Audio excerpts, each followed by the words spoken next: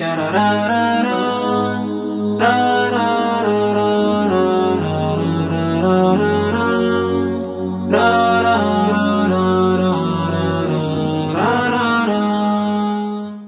الله الرحمن الرحيم. الحمد لله رب العالمين، والصلاة والسلام على رسول الله صلى الله عليه وسلم.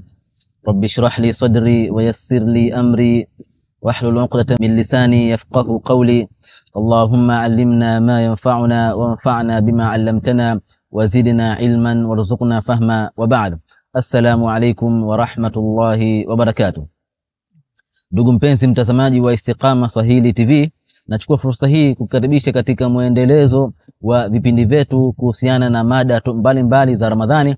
Basi leo hii nachukua fursa hii kukaribisha katika mada ambayo inayosema utawala wa nafsi. Lakini kabla kuanza, nakukumbusha kwamba ikiwa ndo kwanza mara ya kwanza kuingia katika channel hii, basi usahau kusubscribe ili uwe wa kwanza kuvipata vipindi hivi ambavyo tunavituma. Lakini usahau kushare, kulike na kucomment. Utakuwa nami katika kipindi hichi Tariq bin Hafidh bin Salim al-Ghaithi, sambamba na mgeni wetu mkarimu ambaye ni Sheikh Salim bin Nasr al-Batashi, ambaye ni mudir wa Maahad Istiqama iliyopo Tunguu, Zanzibar. Napenda kwanza nimkaribishe Sheikh Salim awasalimie watazamaji na tuendelee na kipindi. Sheikh Salim, tafadhali wasalimie watazamaji. Bismillahir Rahmanir Rahim. Alhamdulillahi Rabbil Alamin wa bihi nasta'in. ولا حول ولا قوة إلا بالله العلي العظيم. أما بعد، فالسلام عليكم ورحمة الله وبركاته. وعليكم السلام ورحمة الله وبركاته. Sheikh Salim, karibu sana katika kipindi chetu, na tunatumai kwamba tutafaidika na mengi ambayo umetuandalia leo, mimi pamoja na mtazamaji. Tawfiq min Allah, inshallah khair. Sheikh Salim, mada yetu ni utawala wa nafsi, na tunaambiwa kwamba nafsi ikiwa utaiendekeza vibaya basi itakupelekea pabaya, lakini nafsi ikiwa ukijua namna ya kuiendesha basi itakupeleka pazuri. Kwa hivyo tupo hapa leo kujifunza mengi katika mambo ambayo yanahusiana na utawala wa nafsi. Labda kwa kuanzia, tunaambiwa kila siku kwamba utawala wa nafsi au hivi na hivi. Labda Sheikh Salim, kwa kuanzia utuambie hii neno utawala wa nafsi ni nini maana yake na kwa nini muhimu kwa Muislamu? Karibu sana Sheikh Salim. Asante sana Sheikh Tariq. Naam. Kwanza kwa kunikaribisha katika kipindi chenu hichi kizuri kitakacholeta faida inshallah taala kwa waislamu wote wanaotushuhudia na wengine wote ambao hawakuwa katika dini ya Kiislamu, hasa ikawa ni hidayah na kuwapeleka katika kuitambua haki ya Uislamu na kuingia katika dini hiyo inshallah. Swala lako zuri Sheikh. Lakini kabla ya kuingia katika kubainisha nini makusudio ya utawala wa nafsi, ningependa kwanza tuzungumzie hii nafsi ni kitu gani. Manake kumekuwa kuna mjadala mrefu, je, nafsi ni roho, nafsi kiwiliwili, nafsi ni nini? Na Qur'ani imezungumzia sana nafsi na imetoa maelekezo kwa nafsi, na imesema kwamba nafsi itahesabiwa, nafsi italipwa. Sasa hii nafsi ni nini? Nafsi ni mtu au roho au kitu gani? Sheikh Tariq pamoja na wapenzi watazamaji, pamoja na kuwepo falsafa nyingi katika kubainisha nini nafsi na mjadala mrefu, lakini ningependa watazamaji waichukue hii pamoja na wanaotusikiliza. Nafsi ni kwa ufupi kabisa ni vitu vitatu. Kiwiliwili chako hicho, akili yako, pamoja na hisia ulizokuwa nazo ndani yako. Wewe nje bodi yako, akili yako ndani, pamoja na hisia ambazo ndio matamanio, hisia tofauti tofauti, raha, furaha na nyingine. Vitu hivi vitatu ndivyo vinatengeneza nafsi al-bashariyya, nafsi ya mwanadamu. Kati ya vitu vitatu hivi, mmoja kati yao alipewa mamlaka na Allah subhanahu wa ta'ala ya kuiendesha hii nafsi na kuisimamia. Nayo ni akili. Lakini akili peke yake singeweza kuendesha. Tukaletewa wahi ambao ndio kupitia mitume, vitabu, mpaka kufikia hapa kutubainishia hili fanya, hili usifanye. Ndio aliyepewa jukumu ya kuhukumu na kuamua nini afanye nini asifanye ni akili. Lakini unakuweko mvutano baina ya akili na hizi hisia. Naam. Mwili unakuwa katikati yao. Tayib. Unasubiri amri Naam. kupokea kutoka kwenye akili au kutoka kwenye hisia. Naam. Akili ikishinda kupitia wahi, ikaweza kuisimamia nafsi, ikaongoza nafsi, hiyo inaitwa nafsul mutmainna.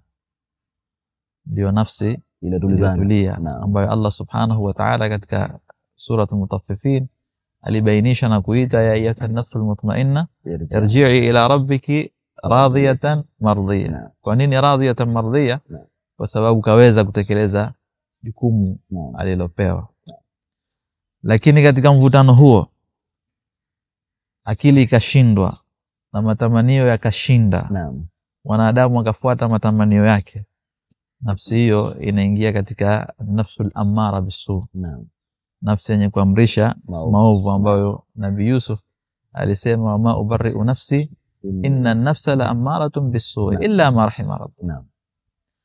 Na ikiwa bado mvutano unaendelea baina haki na batil, kukosea na kupatia, hiyo inabaki katika an-nafsul lawama. Naam. Ambayo Allah subhanahu wa ta'ala aliyapia nafsi hiyo katika suratul Qiyamah. Naam. La uqsimu biyawmil qiyamah wa la uqsimu bin-nafsil lawama. Naam. Kwa maumbile ya mwanadamu. Naam. Ambayo Allah subhanahu wa ta'ala kamuumba ni khata, kosefu. Naam. Anakosea. Naam. Na hii ni kuonyesha mapungufu yake mwanadamu na ukamilifu wake Allah subhanahu wa ta'ala. Kwa hiyo anabaki katika nafsi lawama. Mvutano unakwenda, lakini anaamrishwa aelekee katika nafsu almutmainna. Hapa ndipo linakuja hili jukumu la utawala wa nafsi. Naam. Au idaratu nafsi, kuielekeza hii nafsi. Na hii Sheikh Tariq ni amana. Naam.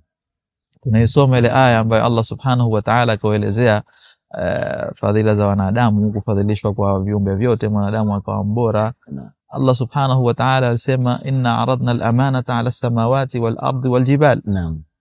فأبين أن يحملنها وأشفقن منها وحملها الإنسان إنه كان ظلوما جهولا. Amana hiyo wengi wafasiri au baadhi yao wamesema ni kule kuiendesha mwanadamu nafsi yake mwenyewe kwa mwenyewe. Naam.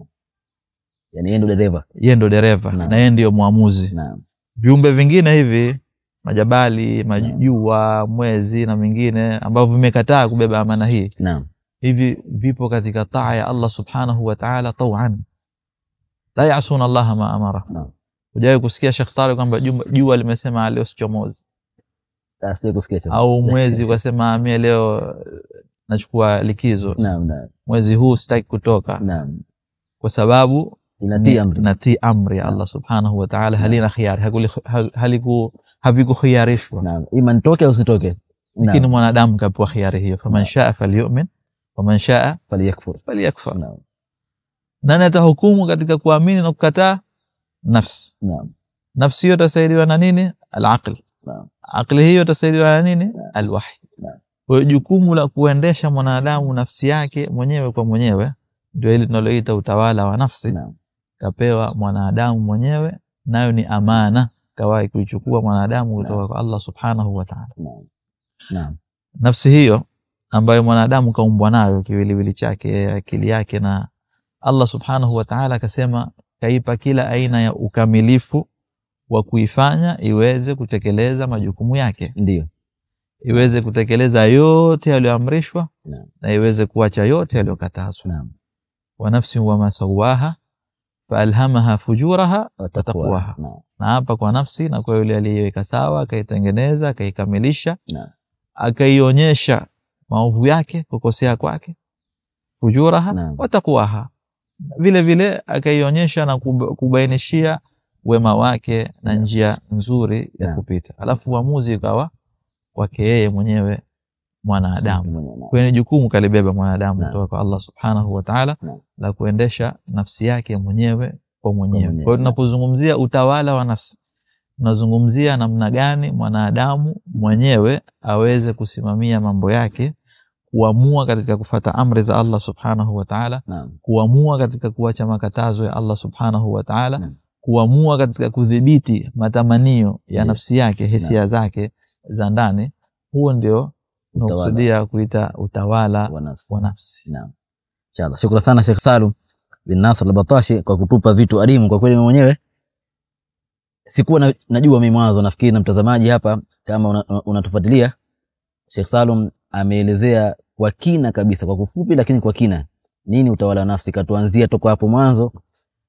Nadhani umejifunza mengi. Kwa hivyo wewe mwenyewe ndio ambaye unaitawala nafsi yako na wewe mwenyewe ndio muamuzi. Sheikh Salum, labda sasa tupo katika mwezi wa Ramadhani huu. Tumeingia alhamdulillah. Sasa Ramadhani inachangia vipi katika kufundisha nidhamu ya nafsi?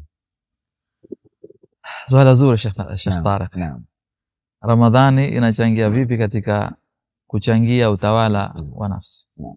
Tayeb, tuingie katika hii falsafa ya Ramadhan. Naam. Alafu tutabainisha namna gani inachangia kuweza kutawala mwanadamu na nafsi yake. Wengi wa Waislamu au wengi wa watu, tuseme kwa bahati mbaya, ndio wanafahamu kwamba saum ni kipindi maalum, na saum ni kuacha kula na kunywa. Naam. Saum ni ayyam ma'dudat. Naam. Zikisha kumaliza tushatekeleza, tumemaliza, walillahi alhamd. Naam. Lakini uhalisia ndio na uhakika na linalotakiwa hasa katika lengo la kufaradhishwa hiyo saum ndio ni kufika huko katika hii mada tunayozungumzia leo kwenye utawala wa nafsi. Turudi kwenye aya ambayo wengi tunaisoma katika kipindi hichi cha Ramadhan. Ya ayyuhalladhina amanu kutiba alaykumus siyam kama kutiba ala alladhina min qablikum la'allakum tattaqun. Enyi mlioamini, mmefaradhishiwa juu yenu siyam, kufunga, kama waliofaradhishiwa waliopita kabla yenu, ili muwe wacha Mungu wa kudumu kuendelea. Naam. Vipengele vingi vipo hapa, lakini kwa sababu maudhui yetu ni utawala wa nafsi, tuingie katika hii as-siyam na la'allakum tattaqun. Siyam, Sheikh Tariq pamoja na wapenzi watazamaji wanaotutizama, ni tofauti na saum. Naam. Na hapa ndipo tunapochanganya, wanasema madawa.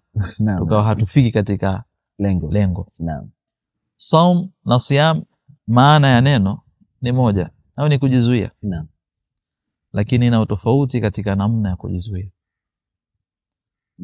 Tofauti katika kaifia, namna hiyo ya kujizuia. Saum ni kujizuia ndani ya muda maalum. Na ndio tukisoma katika fiqh ya saum, tunaambiwa saum kwamba ni mwanadamu kujizuia katika muda maalum na vitu maalum, na kianza alfajiri mpaka magharibi. Vitu vingi hapo vilivyokuwa vya halali, vilivyokuwa vya haramu, vyote unajizuia nao. Lakini ukimaliza muda huu, vile vya halali vinakuwa unavifanya ruhusa. Naam. Kuvifanya. Lakini sisi hatukufaradhishiwa saum, bali saum hii ni njia, wasila wa kutufikisha huko tulipofaradhishiwa, nayo ni siyam. Siyam ni kujizuia kwa njia ya almudawama wal istimrar, kudumu na kuendelea. Naam. Si muda maalum. Naam. Uendelee nayo. Naam. Unadumu nayo na unaendelea nayo. Sasa saum hii tunayozungumzia hapa Ramadhan, mambo mengi sisi Waislamu tunajikataza nayo, tunajizuia nayo, ikiwemo mingine ya halali kabisa. Naam. Chakula, kinywaji, ambavyo hivi viwili ni vitu muhimu sana sana kwa mwanadamu. Naam. Haiwezekani mwanadamu kuishi bila chakula wala maji. Naam. Utakufa. Kweli kabisa. Lakini pamoja na umuhimu wake na uhitaji wako, umeambiwa kwamba kwa kipindi hichi jizuia nafsi yako. Naam. Unatamani jua kali, joto, kiu, njaa, lakini unasema bado wakati. Kwa hiyo hapo umefanya saum kwa muda huu. Naam, kwa muda huu. Naam, lakini hii ni wasila. Naam. Lengo la muda mrefu na ambayo ni siyam kwa muda wa istimrar.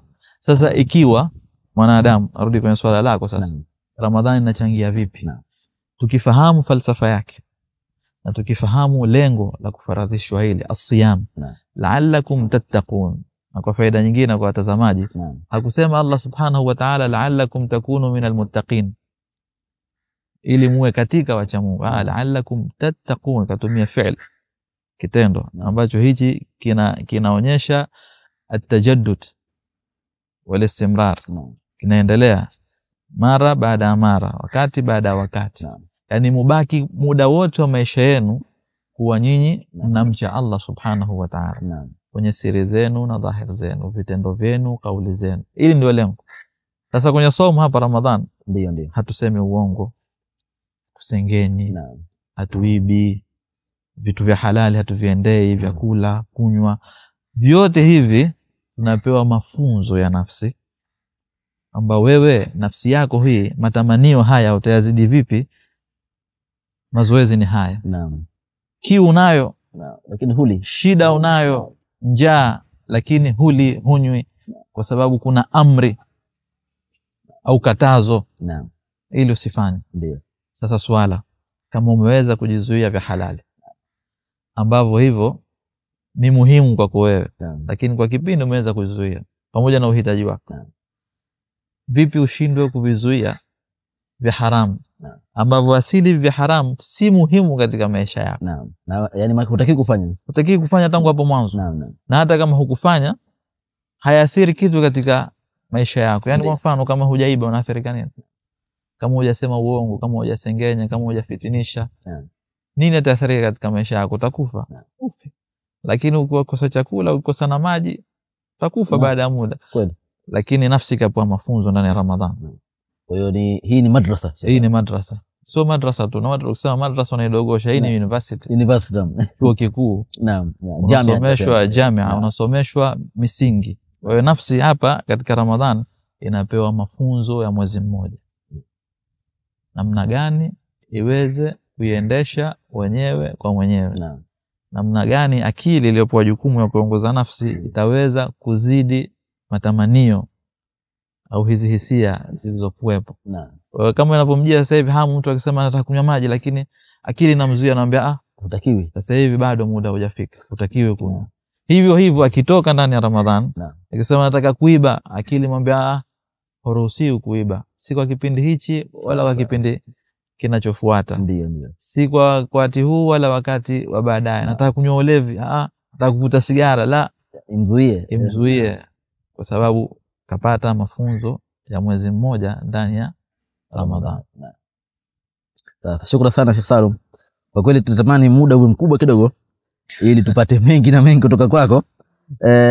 Ndugu mtazamaji, naona pale anajivunia, anafaidika mengi kutoka kwako Sheikh Salum. Na mimi mwenyewe hivyo hivyo. Lakini kuna limit ya muda, lakini pia natumai kwamba tutafaidika mengi Sheikh Salum kutoka kwako. Labda Sheikh Salum, sasa unaweza kutueleza jinsi ya kudhibiti matamanio, yani kila mmoja na matamanio ya nafsi yake, natamani hichi, natamani kile. Sasa labda tufahamishe au tufundishe jinsi ya kudhibiti haya matamanio ya nafsi. Asante. Swala zuri pia Sheikh Tariq. Mashaallah, maswala yako umeandaa vizuri. Shukrani Sheikh. Faidisha inshallah jamii. Naam. Nilitangulia kusema kwa mwanadamu kapewa jukumu la kuendesha nafsi yake. Naam. Na akili ndio ikachaguliwa kuwa ndio dereva. Ndio. Kwa hiyo nafsi, lakini kupitia wahi. Naam. Akili hii muuliza namna gani itaweza kuzuia matamanio yetu? Naam. Hii akili hii ikawezeshwa kwa kumiminwa ndani ya akili hiyo vitu vitatu. Naam. Vitu hivyo vikikaa, akili ikashiba vitu hivyo. Maana akili hii ikiachiwa tu hivi kwa uwezo wa kibinadamu bila kupata mwongozo wa wahi, tashindwa pia kuongoza. Kwa sababu itapima mambo kwa mizani za kimaumbile ya kibinadamu. Kweli. Itaangalia ulimwengu unaona nini, unasema nini, itapima kwa mujibu wa mizani hizo. Ndio. Lakini hii ili iweze kuongoza hii nafsi, ikashibishwa vitu vitatu, au ishibishe nafsi hiyo akili hii vitu vitatu. Cha kwanza, al-iman. Ni iman. Na tukisema iman, sio iman billah peke yake, iman pamoja na nguzo zake zote, kumwamini Allah, mtume, kitabu, siku ya mwisho, qadha wa qadar, siku ya kiyama, vyote sita hivi. Akili ikashiba kwamba hivi vitu ni haki na vipo. Al-imanu billah, ukaamini kwamba Allah subhanahu wa ta'ala ndiye kakuumba, ndiye mwenye kuendesha riziki zako, ndiye aliyekupa uhai wako, aliyekadiria mambo yako, ndiye ambaye kaleta wahi huu, mitume, vitabu, ndiye ambaye ana malaika wake wanatuchunga kiraman katibin, in kullu nafsin lamma alaiha hafidh. Ukaamini nafsi kwamba itakuwa muhasaba, nafsi hiyo itakuja kufufuliwa, iliwizo ilaha ma kasabat wa alaiha maktasabat. Kama ni ovu itapata adhabu, na kama ni njema itapata thawabu, itapata malipo ya pepo. Ikishiba akili, imani hiyo ni hatua ya kwanza ndio katika kuweza kudhibiti matamanio ya nafsi yake. Jambo la pili, al-Islam, Uislamu, ambaye Allah subhanahu wa ta'ala katangaza wazi kwamba inna ad-dina 'inda Allahi al-Islam. Katangaza pia wa man yabtaghi ghayra al-Islam dinan falan yuqbala minhu, yoyote ambaye atafuata kwa sio Uislamu kama ndio mwongozo, basi hatakubaliwa. Al-yawma akmaltu lakum dinakum wa atmamtu alaykum ni'mati wa raditu lakum al-Islam dina. Leo nimekukamilishieni na nimekutimishieni neema yangu na nimeridhia kwamba Uislamu kuwa ndio dini yenu, mfumo wenu wa maisha, ndio mwongozo wenu. Ndani ya Uislamu kuna nguzo hizo 5. Shahadatu an la ilaha illa Allah wa anna Muhammadar Rasulullah, iqamatus salah, ita'uz zakah, sawm Ramadan, wa hajjul bait man istata'a ilayhi sabila. Vyote vitano hivi ukiviangalia kwa undani, in deep, kienda chini, utagundua kwamba hivi vinaelea hii nafsi, vinaipa uwezo wa kuweza kuyadhibiti haya matamanio ya nafsi yake. Sababu akiamini kwamba la ilaha illa Allah Muhammadar Rasulullah, maana yake kaisalimisha nafsi yake kwa Allah subhanahu wa ta'ala jumla. Sio nusu. Iqamatus salah, kusimamisha sala, nayo hii pia wapenzi watazamaji pia wajue, pia katika vitu ambavyo tunavichanganya sisi Waislamu, hatutofautishi baina iqamatus salah na ada'us salah. Yani kuswali na kutekeleza sala, na kusimamisha sala. Kusimamisha sala na kutekeleza sala. Tofauti hivi? Tofauti Sheikh. Tofauti yake kwamba ada'us salah, unakwenda anasali mtu jamaa msikitini, Allahu akbar, sami Allahu liman hamida, assalamu alaykum wa rahmatullah. Alafu sala yake anaacha msikitini. Hatoki nayo nje. Ndio. Lakini kasha sali. Sala yake haionyeshi athari, au nafsi yake haionyeshi athari ya sala yake. Unasema ametekeleza sala. Katekeleza sala, akaenda kusali. Lakini iqamatus salah, kuisimamisha, kwamba mtu anasali alafu anatoka na athari ya sala yake katika nafsi yake. Kasema katika sala Allahu akbar, Allah ni mkubwa zaidi. Basi akitoka nje katika maisha yake inathibitisha kwamba kweli Allah ni mkubwa zaidi katika maisha yake. Hana tena kutegemea sijui babu, sijui nyuzi, kufukiza, sijui nini, hana. Kasema subhana rabbiyal a'la, kweli subhana rabbiyal a'la inaonekana katika maisha yake. Kasimama kaomba pale ihdina siratal mustaqim, kaletewa hidayah, muongozo, akiufuata kweli inaonyesha huyu kweli kaenda kuomba muongozo, na sasa hivi kaletewa kaupata. Hiyo ni iqamatus salah. Inna salata tanha 'anil fahsha'i wal munkar. Iqamatus salah. Kwa hiyo kama ataitekeleza hii, basi athari bila shaka itarudi kwa nafsi yake. Ita'uz zakah, kutoa zaka. Na zaka pia hivyo watu wengi wanadhania hii ni kwa matajiri tu. Ni mali tu, lakini kuna zakat nyingi. Zaka ya wakati, zaka ya umri, zaka hiyo ya mali kwa waliopewa uwezo wa mali, zaka ya elimu. Muhimu concept nzima ya zaka ni infaq. Kutoa. Sasa watu wengi wanadhania zaka ni ya matajiri, lakini pia zaka ni msomi mzuri, lakini watu hawafaidiki na usomi wako. Elimu yako. Hujatekeleza zaka, pamoja na kwa Allah hajakupa mali, lakini unalo jukumu la. Kwa hiyo hii pia inaingia katika zaka. Zaka na zaka ya elimu, zaka ya aina nyingi. Kila ulichopewa, anfiqu mimma razaqnakum, toeni vile ambavyo tumekuruzukuni. Vingi tumeruzukiwa Sheikh Talib. Ujana, nguvu, wakati. Utoe pia ujana. Lakini kwa njia ambayo inakubalika na Allah subhanahu wa ta'ala. Kwa hiyo akitekeleza hii nguzo zote za Uislamu, nyingine tena tusiingie katika kuzifafanua, tutachukua muda wako mwingi. Ifahamike tu kwamba jambo la pili ni al-Islam. Uislamu, ambayo akili ishibishwe Uislamu. Ikisha kupata haya mawili, al-iman na Islam, kwa sababu al-iman inaanza katika moyo, kuamini, lakini saddaqahu al-amal, inasadikishwa na vitendo. Vitendo hivi vinabebwa na hii al-Islam. Uislamu ni vitendo, naonekana kusali na nini na mingine, Lakini kwenye kutenda hivi, mtu kaamini na katenda, sio kwenye kutenda kwake anaondosha njiani au anatenda takhallusan, basi nimalize, nishafanya alhamdulillah, nishasali alhamdulillah, sasa hivi adhuhuri nishasali nimaliza. Naam. Akitakiwa jambo la tatu akili ishibe, nayo ni ihsan. Naam. Al-ihsan. Ihsan maana yake sio ihsan maana yake kumfanyia mtu fadhila, la. Naam. Ihsan maana yake katika tarjama au taarifa aliyotoa Mtume sallallahu alayhi wasallam, an ta'budu Allah ka'annaka tarah. Naam. Fa in lam takun tarahu fa innahu yaraka. Na kusudiwa hapa itqan, ufanye bila kasoro. Naam. Kwa ubora, kwa mwisho wa uwezo wako wa kutekeleza vizuri hilo jambo. Sasa akili ikishiba hivi vitu vitatu, naam, taweza kuyazidi matamanio ya nafsi yake. Yanapokuja matamanio, akili sasa inachukua jukumu lake, inayouliza ile matamanio, unataka kunywa ulevi, tunarudi kwenye imani, natuambia vipi? Islam natuambia vipi? Ihsan natuambia vipi? Ulevi natuambia haram, kwa hivyo hufai kuende, acha. Nafsi inafanya kaidi, inakwenda mimi nitakunywa lakini sio mbele za watu. Tayeb, sio mbele za watu, ujue kwamba Allah subhanahu wa ta'ala ndiye alikataza, na mtume ndio kaleta maelekezo haya, na kitabu ndio kimeleta maelekezo haya. Na ujue kwa dhati na yakini kwamba hata ukiwa peke yako Allah anakuona, muttali' alayk, anakuona. Ndio kwenye ihsani, ihsan.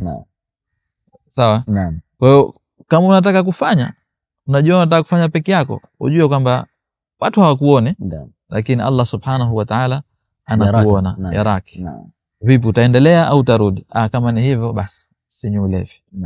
Na mingine katika hayo, katika matamanio atakayokuwa nayo mwanadamu ya kupata mali, wanawake na mengine, akili inasimama na kuchukua jukumu lake, inapeleka maswali kupitia hii misingi iliyoshiba, maratibu dini hizi tatu: iman, islam na ihsan. Alafu matamanio sasa, hapo ndio nategemea sasa nguvu ya hiyo akili na nguvu ya hiyo matamanio. Kama matamanio yatashinda pamoja na hoja zote hizo na dalili zote, na baki ni juu yake mwenye nafsi mwanadamu. Kama akili itashinda kwa hoja zote hizo na dalili zote, basi ndio inavyotakiwa na ndio mafanikio yake nafsi hiyo, na ndio lengo lake, na lengo linalotakiwa. Shukrani sana Sheikh Salum. Ndugu mtazamaji, usije ukapause video yako hapo, kuna mambo mazuri mengine mbele yanakuja kutoka kwa yani Sheikh Salum bin Nasr al-Batashi. Labda Sheikh Salum, sasa unaweza kutuambia ni hatua gani za kiroho ambazo zinasaidia mtu kutawala nafsi yake? Tayeb, naam, swala zuri Sheikh. Naam, mashaallah, inaonyesha wewe umekusudia kabisa yani. Leo umejua ipo Sheikh Salum, basi nimwandalie maswala mazuri zaidi. Basi wanasema usikuangue jungu lote, nakosa gani? Naam, naam. Tunarudia tena pale katika miongozo hii ya Allah subhanahu wa ta'ala aliyotuletea katika sisi kuendesha nafsi zetu. Tulitaja ile aya katika suratu Shams, wa nafsin wa masawaha, faalhamaha fujuraha wa taqwaha. Sasa nafsi hii ili iweze kufika huko, lazima ijiandae kiroho. Vitu gani viwemo katika hii nafsi? Ndio, pamoja na vile vitatu tulivyotangulia kuvitaja ambavyo ni asasi, ndio misingi madhubuti. Ndio, lazima viwepo na vingine ambavyo hivyo vitamsaidia mwanadamu pia katika kuendesha hii nafsi yake. Kati ya hivyo, kwanza al-yaqin. Paswa mwanadamu wana yaqin. Yaqin jua nini? Ya mambo yote aliyoletewa na Allah subhanahu wa ta'ala, anayoyashuhudia na aliyoahidiwa. Naam. Sababu kuna mambo yapo katika alamul ghaib hatuyashuhudii wala hatuyahisi. Lakini kuna mambo tunayashuhudia katika ulimwengu. Yaqini hiyo iwe haina shaka ndani yake. Katika suratu at-Takathur Allah subhanahu wa ta'ala akasema, alhaakumut takathur hatta zurtumul maqabir. Kalla sawfa ta'lamun thumma kalla sawfa ta'lamun. Kwamba nyinyi bwana mmepumbazwa na mmekushughulisheni dunia hii na kutaka kwingi mpaka pale mlipokufa, zurtumul maqabir. Zurtumul maqabir sio ziara makaburi, bali mlipoingia makaburi pale mkapita transit, maisha ya barzakh. Pale mkisha kuingia, kalla sawfa ta'lamun, tajua pale. Thumma kalla sawfa ta'lamun, kisha kumaliza barzakh, thumma tajua huko mnapoelekea.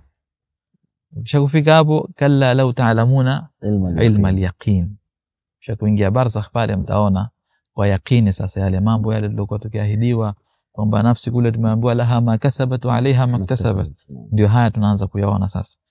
Kwa hiyo yaqini hii asisubirie mwanadamu aipate huko anapoelekea, aanze kuwa nayo sasa. Hilo la kwanza. La pili katika mambo haya ni al-ikhlas.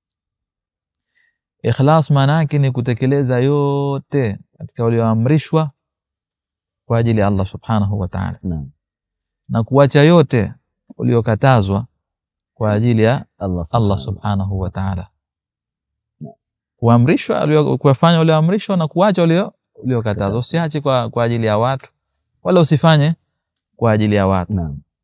Kuja mfano mzuri katika suratul Insan, inma nut'imukum liwajhi Allah la nuridu minkum jazaan wala shukura inna nakhafu min rabbina yawman abusan qamtarira. Khawfu yao imekuja baada ya yaqeen. Wana yaqeen kwamba tufufuliwa, tutaulizwa na tutalipwa. Kwa tujiandae tangu sasa. Ndio sasa imekuja al-ikhlas, ni zao la yaqeen aliyokuwa nayo huyu mwanadamu. Ikhlas hii ikiwa nayo, Allah subhanahu wa ta'ala kaweka malipo mengi huko, wajazahum bima sabaru jannatan wa harira na mengine. Kwa hiyo la pili ni ikhlas.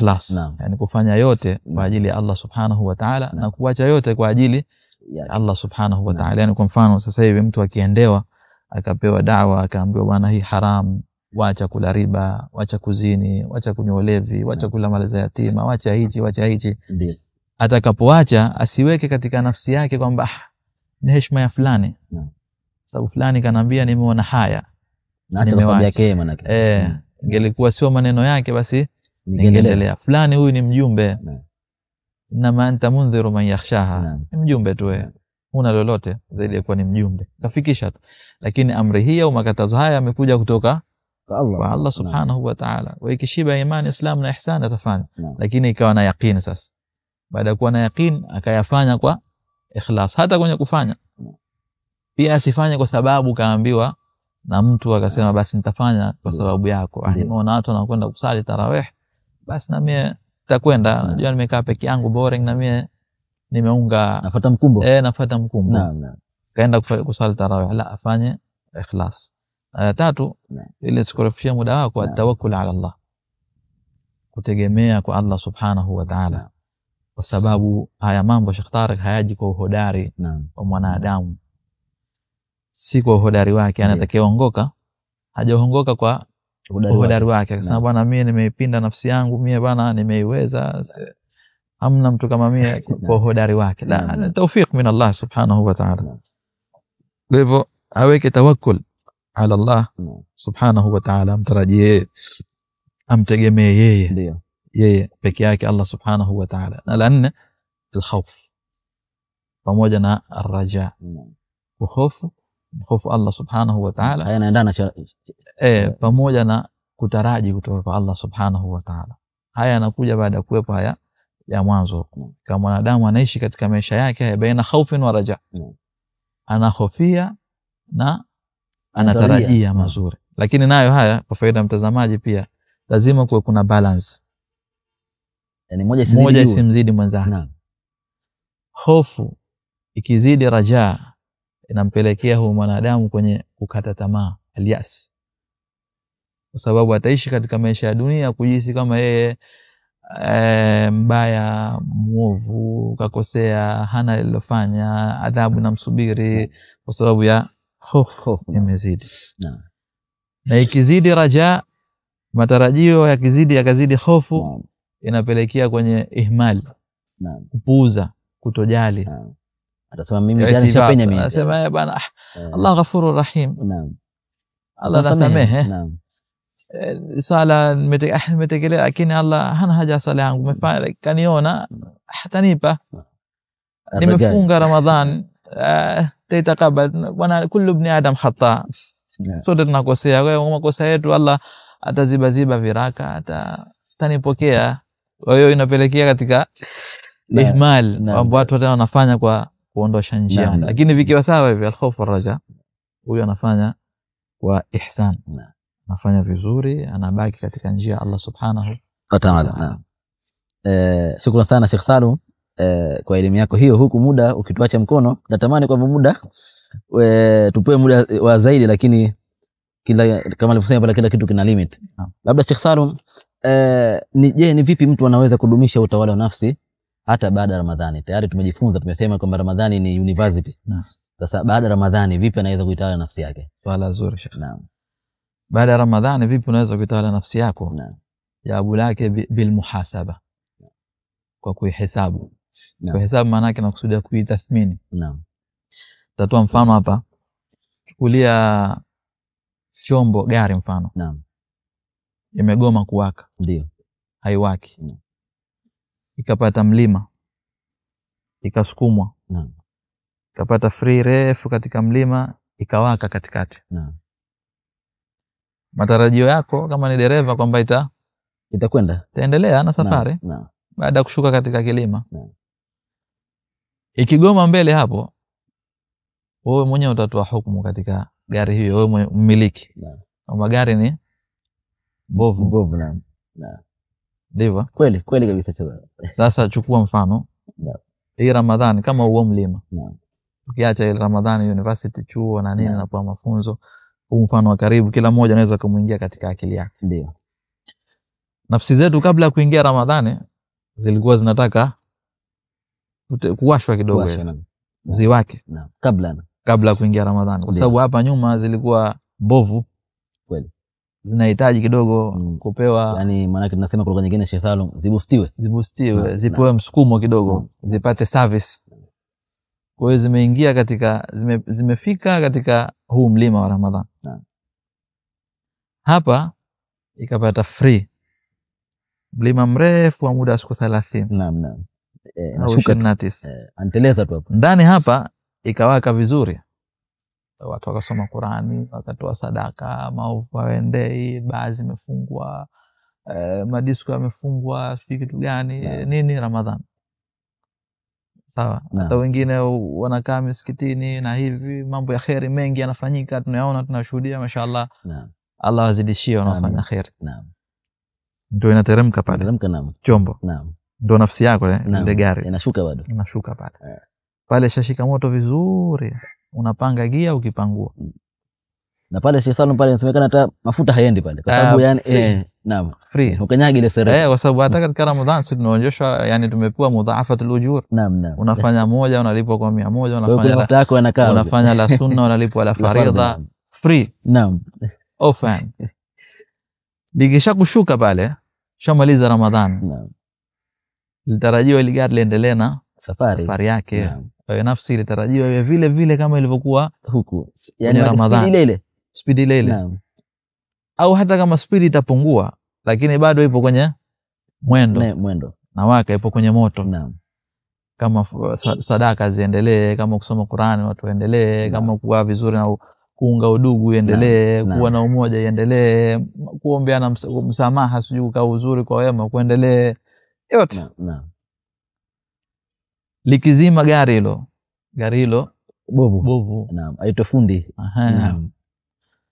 Kwa hiyo mtu ajitathmini, akisha kuingia ajiangalie kaingia vipi alafu katoka vipi. Je, gari yake imezima katikati au imeendelea baada ule mlima? Baada ya kumaliza Ramadhani. Imezima au imeendelea? Ikiwa ni katika wale waliosema tumemaliza, yani kuna watu Sheikh Tara kuna hesabu viungu vile. Anasema tusheiua hiyo ya ngapi hiyo, chungu cha 10 kama leo utaanza kuhesabu leo. Chungu cha 10, sijui chungu cha ngapi, imebaki ngapi, muadda na nyingine. Alafu akanapanga kwamba ikimaliza mfungo mosi nitaanza hivi, nitafanya hivi, nitakwenda huku, au tutakuwa huku, pati itakuwa huku. Au nufus mbovu. Wenye nafsi mbovu hao, ambazo ni zile amara bisu. Au wenye zile qulub maita. Nyoyo zilizokufa, kalla barana ala qulubihim ma kanu yaksibun. wewe hajafaidika kitu na Ramadhani. Lakini kama ataona akaihesabu nafsi yake akaona yale aliyokuwa akiyafanya katika mema na yale aliyokuwa akiyawacha katika maovu ndani ya Ramadhani bado anaendelea nayo vile vile, ndio huyo kafaidika na Ramadhani. Sasa ikiwa kafaidika aendelee nayo, amuombe Allah mthibitishe kama tulivyosema, tawfiq alhidayah.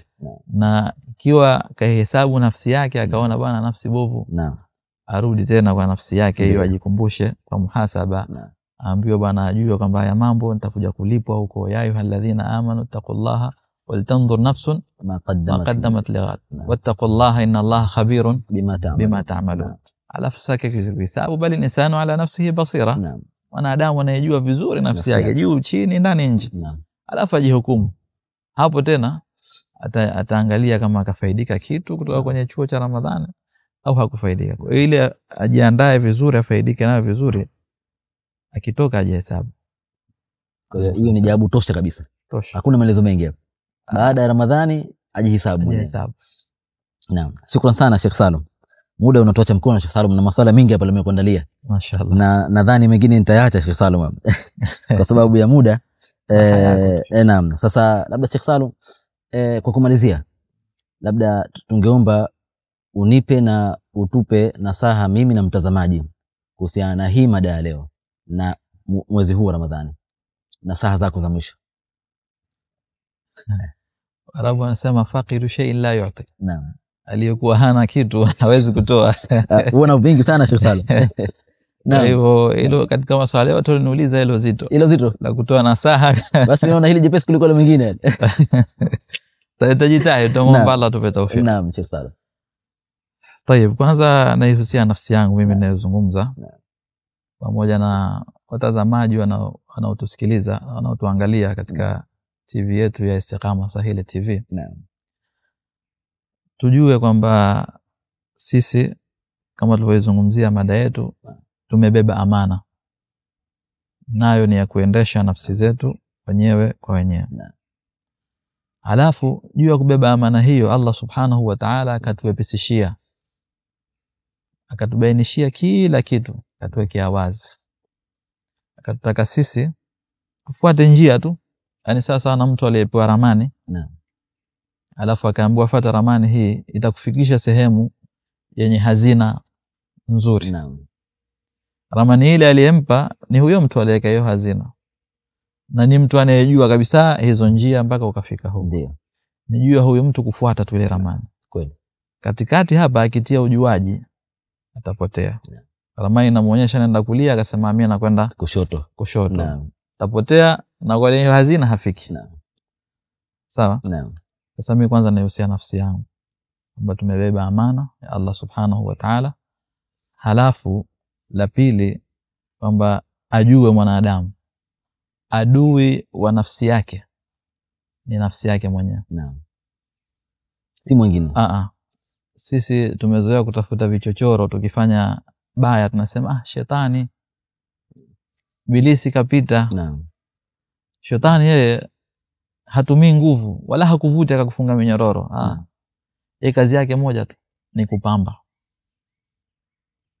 Basi na hadi kaichukue kwamba mimi nitapambia hawa, wataacha huko watakuja kwangu. Isipokuwa wale waja wako walioamua. Basi. Kwa kazi yake ni kupamba tu. Lakini nafsi yenyewe, kisoma katika kisa cha wale abna Adam, watoto wa Adam waliogombana, Kabil akamuua Habil. Sababu iliyotajwa sio Iblis. Fasawalat lahu nafsuhu qatla akhihi faqatala. Nafsi yake ndio ilomsukuma ikampambia kumuua mdogo wake akaua. Kwa tujue mimi na wewe na mtazamaji kwamba adui mkubwa wa nafsi zetu ni nafsi zetu wenyewe. Ili isiwe hii nafsi ni adui, basi turudi katika miongozo ya dini yetu. Turudi katika iman, kumwamini Allah subhanahu wa ta'ala na mtume yake, na yaqeen na ikhlas. Turudi katika miongozo ya dini yetu ya Kiislamu, na turudi katika ihsan, kufanya kwa ajili ya Allah subhanahu wa ta'ala. Ukifanya haya, basi maisha ya dunia hayakupi taabu, kwa sababu hufanyi kwa ajili ya mwingine, unafanya kwa ajili ya Allah. atakaye kukera, atakaye kuudhi, kumsamehe wewe. Ukimsamehe si kwamba yule ni hodari sana au wewe una haja sana ya yule, bali umemsamehe kwa sababu Allah akakuamrisha hivyo kusamehe. Au ukimpa pamoja na kuwa yeye hakupi, wewe utekelezi jukumu kwa ajili yake, unatekeleza jukumu, amri ya Allah subhanahu wa ta'ala, wa anfiqu mimma razaqnahu. Ukiacha, huachi kwa ajili ya kumuogopa fulani kwamba leo yupo nitaacha, akiondoka nitafanya. Ukifanya hivyo utapata tabu katika maisha. Ukifanya kwa ajili ya watu. Lakini kama utaelekeza nafsi yako kwa ajili ya Allah subhanahu wa ta'ala, na kufuata miongozo ya dini ya Kiislamu na kufanya kwa uzuri, al-ihsan, basi utaweza kuimiliki nafsi yako. Na Mtume sallallahu alayhi wasallam kwa kumalizia katubainishia, akatuambia al-kayisu man dana nafsahu wa amila lima ba'da al-maut, wal ajizu man atba'a nafsahu hawaha wa tamanna 'inda Allah al-amani. Mwenye akili zaidi, yani wanamuitani genius, mwerevu, mjanja zaidi, au kwa lugha za vijana na watazamaji wa sasa, aliyetoboa katika maisha. Man dana nafsa, ni yule aliyeweza kuidhibiti nafsi yake, akaichunga, akaihukumu, akaikamata, akaitia shemere. Wa amila lima ba'da al-maut, na akafanya kwa ajili ya yanayokuja baada ya mauti yake, akaiandaa kwa sababu kuna malipo kwa namsubiri.